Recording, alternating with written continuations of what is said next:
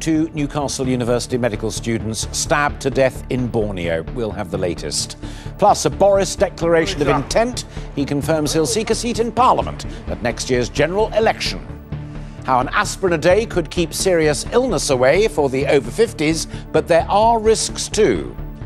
And, all together now, why these commuters took the strain to move the train. Find out with Charlene White and me at 6:30.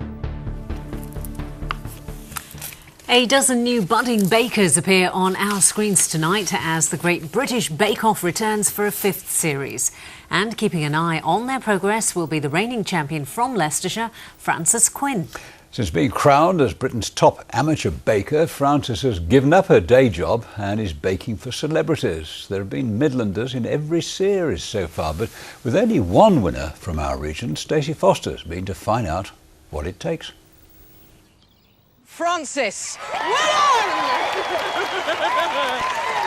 Her victory was television's best-kept secret for 4 months. Since winning Bake Off, Frances Quinn's gone back to drawing buttons at her home in Market Harborough. But these ones are a whole lot sweeter. I just love being creative and designing, and it's funny now when people say, oh, you're not designing anymore, because I'm like, well, I am. I'm just sort of designing with food rather than fabric. My inbox has been full of different sort of requests, from making the shard out of gingerbread to making shortbread piano chords for Jules Holland for Hootenanny. After ditching colour palettes for taste tests, Frances says the show has prepared her for anything. I know it's so cliche, but it is a roller coaster, and I've never known stress levels like it. I remember that first weekend, I think it was the chocolate showstopper, and I didn't think I was even going to get a cake out the oven, let alone a squirrel inside a cake, because time is your enemy on that show. So now I just find that everything doesn't seem as bad. The new series starts tonight, but already this year's champions got their own version of this. I'm really looking forward to seeing what they're going to be making, because I think it just makes people then go in the kitchen and try and maybe recreate what they did, and not just the signature, the technical, but even have a go at the showstoppers. Preparing to hand over her crown, Frances has her attention firmly focused on her new career, and like all good bakers, she needs a book. There'll be recipes in there, key recipes that you'd sort of want to be able to know, from flapjacks through to brownies, through to like a coffee and walnut cake, but it's more the idea of what you could do with that bake, because I just see ingredients and food as a tool to design with, so I sort of want to inspire people to do that themselves in the kitchen. She plans to create, make and illustrate the whole thing herself in her kitchen in Market Harborough, but by the time the book's out, there will be a new recruit on the Bake Off bandwagon. It's the young kids as well that I just completely inspired by it all. I'm still shocked at how they still sort of like spot me now, even though I've not been on the telly for like over 9 months. They're like, it's Frances off the Bake Off. And they're just so enthused to bake. So if they're coming up, you know, then I think baking's going to carry on and on. I'm sure just the mention of coffee and walnut, my favourite. Well, Frances inspiring a generation. Our hopes in the West Midlands rest on Bake Off's oldest baker so far this year. It is Diana from Shropshire. So good luck to her especially, and indeed to all those taking part. It's a busy time for farmers across the region, with fruit and vegetables galore being harvested as we speak. But it's not just the edible crops doing well this year in the sunny, mild weather. Yes, Lucy Kite has been to a farm that can only be described as blooming beautiful.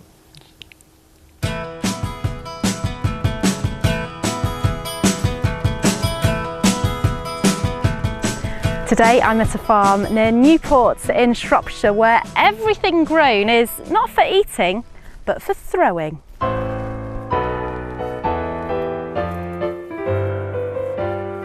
It doesn't sound very romantic, but trust me, it is. Here at Shropshire Petals, they grow flowers to turn into natural wedding confetti. It's a breathtaking scene, 40 acres of flowers in order to keep up with wedding trends. Gone are the days with the metallic and the paper confetti, and now it's all about natural.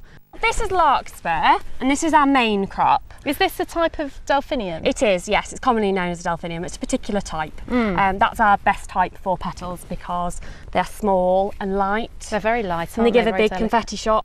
But it's not just the weight of the petal that's important here. It's also the colour. They don't dye the petals, so have to grow the shades that are bang-on trends that can be tailored for the bride. You've got the light pink over here, and you've got, if you look behind us, we've got the grey here. Yeah. And then we mix the grey with the pink and the white. Oh, I bet and that's it becomes nice. a nice vintage mix. Yeah. And this is their biggest crop to date. This year they'll pick 500 million petals. That's 100,000 litres of confetti. And all those petals are gathered delicately by hand by 24 pickers who work the fields every day for the 4-week season. Rather than just taking the petals, you take the whole stem. Like this. Okay. Make like this. Okay. Yeah. And to be a little bit longer. You work so fast. I'm going to leave you to it. You've got a huge field to deal with here. Good luck. The flowers quickly mount up and are then transported to the shed where they're depetaled and dried for 2 days. And here is the finished confetti. All I need now is a wedding. Popular with vicars, I understand. I'm sure it is, yes. Now let's get the weather forecast, shall we, with the details. Here's Lucy again.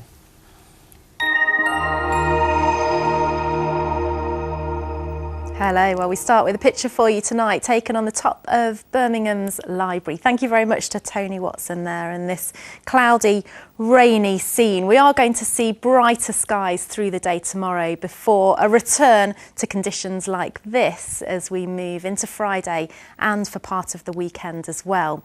Now if you take a look at the pressure chart, you can see this weather front here. That gave us the rain overnight last night, and we've got various areas of low pressure which are going to keep the weather changeable. We're particularly interested in this one, ex-hurricane Bertha. We're keeping a close eye on where it's tracking. There's a good chance it's going to give us some wet and windy weather by the time we get to Sunday, but we'll keep you posted on that. As for the rest of this evening, still the risk of a few showers over the next couple of hours, and then that risk will just die away. The showers will fizzle out. We're in for a dry night with clearing skies. It won't be as muggy as it was last night either, so a much better night for sleeping. So then, as we move into tomorrow morning, a much brighter start to the day, plenty of breaks in the cloud, but the cloud will bubble up a little bit by the time we get to lunchtime, and that means we are going to catch 1 or 2 showers here and there, but they will be fairly well scattered. Temperatures through tomorrow slightly lower than today's values, 19 or 20 degrees Celsius. And then a big band of rain is moving up from the south for Friday, leaving us with 1 or 2 showers, and then we've got that unsettled weekend.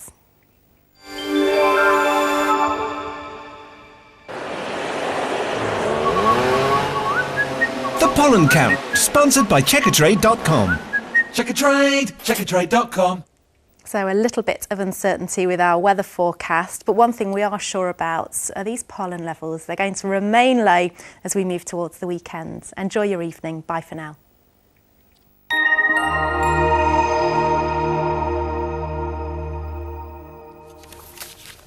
What do you reckon, Sam? Do you think we've had the best of the sun? I hope not. Oh, I hope not. A slight blip, maybe. No, maybe. Let's have a look at a reminder now of the top stories on ITV News Central. A member of staff at a sheltered housing complex in West Bromwich has been arrested and bailed pending a mental health assessment after some of the residents and staff were taken ill. The woman is suspected of administering a noxious substance. A grandfather sentenced to life for killing his former wife shouted at a judge today during sentencing. Daniel Spencer beat and strangled Jane Wiggett at her home in Cheltenham. And a personal trainer who has to use an ileostomy bag after having his colon removed says it hasn't stopped his dream of becoming a fitness model. Blake Beckford from Stratford-upon-Avon has appeared in magazines proudly showing his bag on photographs. And that's it from the team here for this evening. We will be back tomorrow. From us, though, for now, bye-bye. Bye-bye.